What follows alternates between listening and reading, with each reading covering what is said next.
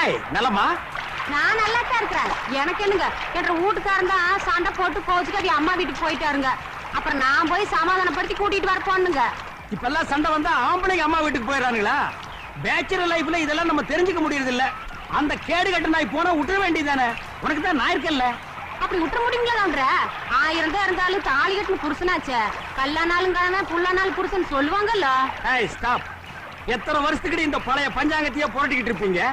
வேணும்னா அவனை லைசன்ஸ் பார்ட்டின்னு சொல்லிக்க. ஏ பாப்ஸ். ஏய் உனக்கு அவ பாப்ஸா? சரி அக்கா.